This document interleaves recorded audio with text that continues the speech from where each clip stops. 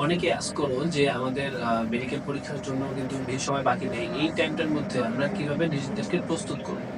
এই প্রস্তুত করার জন্য তোমাকে অবশ্যই প্রিভিয়াস যে তোমার পড়াশোনা রয়েছে বা তুমি যেগুলো পড়াশোনা করে আসছো এতদিন, সেগুলা তোমার মধ্যে সেগুলোর মধ্যে তোমার কি, কি বাকি আছে এবং তোমার যেখানে লুপহোল বা তুমি যেখানে পড়াশোনাটা স্কিপ করছো, সেগুলা তোমার খুঁজে বের করতে হবে। যেখানে তোমার পড়াশোনা বাকি রয়েছে, সেই পড়াশোনাগুলো শেষ করতে হবে। ফার্স্ট অফ অল তোমাকে পুরো সিলেবাস আগে শেষ করতে হবে।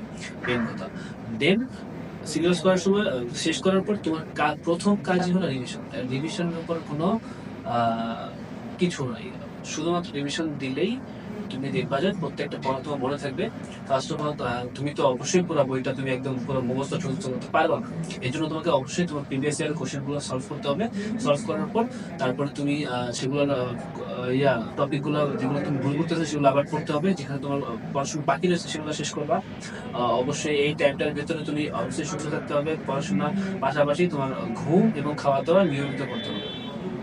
অবশ্যই আ এই পড়াশোনার চাপে তোমার হয়তো খাওয়া-দাওয়া, ঘুমের একটু ব্যাঘাত ঘটতে পারে। কিন্তু এটা অবশ্যই মেনে নিতে হবে। কারণ তোমার এই টাইমটা বাদে পরবর্তীতে কিন্তু টাইমটা ফেরত আসবে না। বুঝতে পারছো?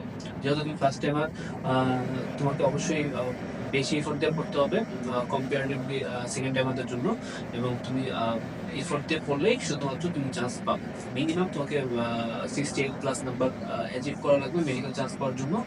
এবং আই হোপ তুমি যদি একটা ডেইলি রুটিন ফলো করো এবং আ পরীক্ষার হলে প্যানিক না হয়ে রেগুলার এক্সাম দেওয়ার যদি প্র্যাকটিস থাকে তোমার, পরীক্ষার হলে তুমি অবশ্যই প্যানিক খাবে না।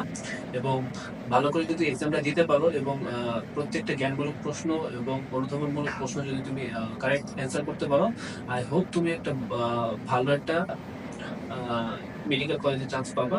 আ এবং অবশ্যই এই লাস্ট যে ৪৫ দিন সময় বাকি আছে, এই সময়টা তুমি কাজে লাগাবা এবং তোমার জন্য এটা অনেক বেশি ফ্রুটফুল হবে।